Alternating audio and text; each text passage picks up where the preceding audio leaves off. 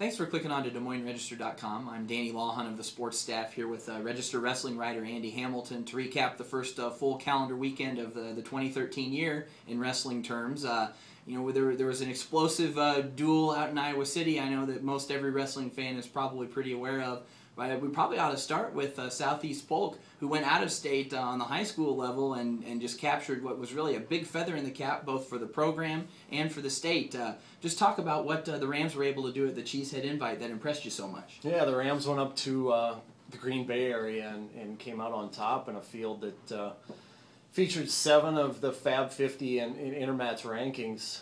Number 7, Montini Catholic of Illinois, came in after a strong performance a week ago up at the Clash in Rochester, and Southeast Polk ends up finishing 18.5 points ahead of them, and really a strong performance from start to finish for the Rams. All 14 of their starters placed in the top 13. 4 reached the finals. Nolan Hellickson won the title at 106, but tremendous testament to team balance in a field that featured, as I mentioned, all the ranked teams, but 6 guys, I think, that were nationally ranked in the top 5 at their respective weights. Talking about guys that we're going to be hearing about for the next decade, probably guys like Mark Hall from Apple Valley, Jake Short from Simley, Brian Murphy, who reached the finals at 152 from Glenbard North, Jared Cortez from Glenbard North. You're talking about guys that are high ranked, coveted prospects recruiting-wise, with bright futures ahead of them, and the Southeast Polk guys are going to look back at the brackets from this sheet,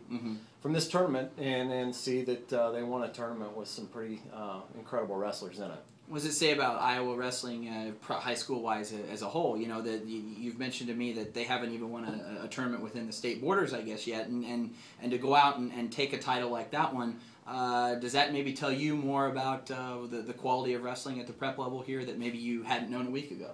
Well, I think it's a tremendous statement for Iowa high school wrestling. This is kind of a down year in 3A a little bit with all the stud wrestlers that graduated a year ago. You know, close to 20 Division I guys just in 3A alone, and for Southeast Polk to go out of state and win this tournament is an incredible feat for Iowa high school wrestling. You know, you look at the caliber of teams that are out there. You're talking about powerhouses from North Dakota, Minnesota, Illinois, Wisconsin, and Iowa, and Southeast Polk rises above the rest to win the tournament. So, as you mentioned, they haven't won a state title yet within the borders. Then they go out of state and win a tournament that's probably tougher to win than the Iowa high school tournament. So, I would imagine the Rams come back inside the state and have a tremendous amount of confidence right now going forward into the last month of the high school season. West Delaware has a boatload of confidence after winning the Jerry Eckenrod Invitational by more than 100 points. I know, but something about the upper weights and what had usually been a dominant set of wrestlers for West Delaware really struck you.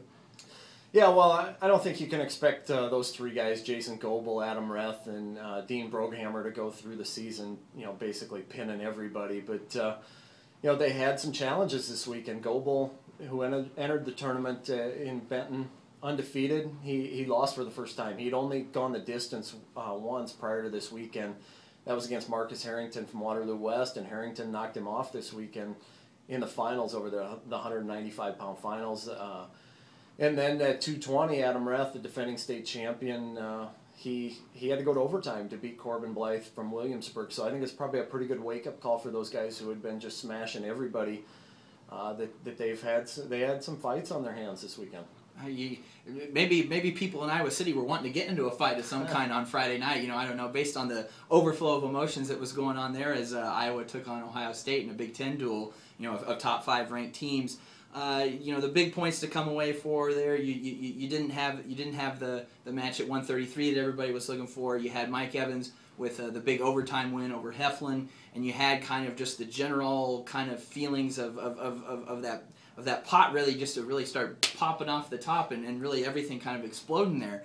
Just atmosphere-wise, what was going on? You kind of mentioned that everybody seemed to be angry about that duel on Friday. What'd you kind of take away? Yeah, you're exactly right. I mean, when pre-match introductions are there and Logan Stieber, the defending national champ, is not introduced at 133, people that have been looking forward to that match for months. I mean, we're talking about since last March. Tony Ramos has had that date circled on his calendar. A lot of hardcore Iowa wrestling fans are we're eager to see that match inside Carver, because it had the makings of another Jordan Oliver type of match from a year ago where Ramos knocked him off, and in one of the all-time memorable moments, as far as I'm concerned, in Carver Hawkeye, from what I've seen on a wrestling standpoint, it had the makings of that again. The defending national champion coming into Ramos's house where he's unbeaten, and right away, people find out it's not going to happen, and so the fans were a little on edge. And then the way it plays out, with Iowa losing 3 matches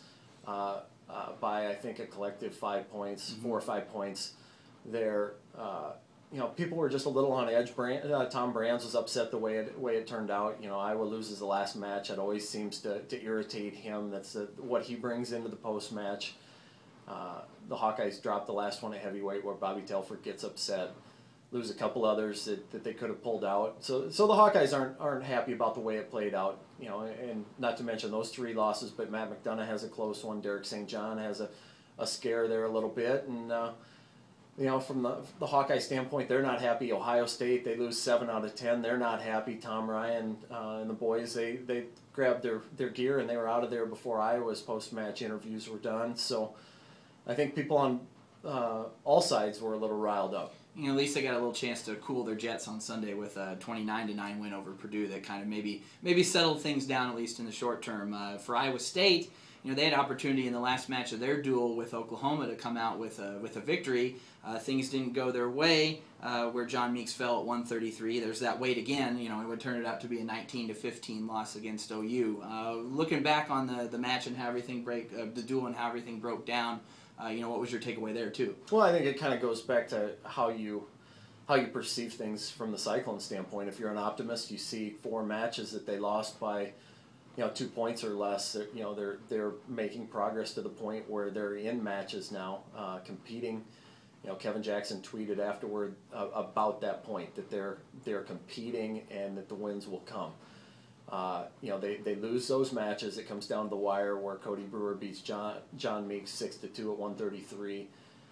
You're not seeing those close matches manifest themselves into dual victories yet, but on the other side of the coin, Iowa State didn't have Matt Gibson at heavyweight. If he's in there, maybe Iowa State wins that match at heavyweight and wins the duel. But nonetheless, I think you got to be happy from the Cyclone standpoint that the scores are getting closer. Big picture wise, how do you look at Northern Iowa? I mean, there's probably not a lot there's really not a lot to take away from a 56-0 waxing of Iowa Western. Big picture, where do you think the Panthers are at? Well, Doug Schwab's not the most patient guy that I know, but there is progress there. Probably not as fast as he would like to see it, but you're seeing guys creep up the national rankings. Levi Wolfensberger at 133, Joey Laser at 141, just to name a couple. Those guys are making progress. Ryan Loader, after the Midlands, jumped up a few spots. Laser and Wolfensberger, I think, are in the 12 to 15 range in most rankings. They're getting closer to the point where they're maybe going to crack an NCAA seed, which puts them closer into contention for earning an All-America honors. That's one thing that coming into the year, Doug was talking about making a breakthrough, and he's talking about getting multiple guys on the stand here in March, and they're positioning themselves to have more guys that have an opportunity to do that now. Well, 8 weeks left for breakthrough time, and then March is already here. So I know that calendar is going to tick real fast for everybody, both collegiately and on the preps level. Check back with us again later in the week to get a preview of next weekend. And thanks as always for clicking on, and we hope to see you again.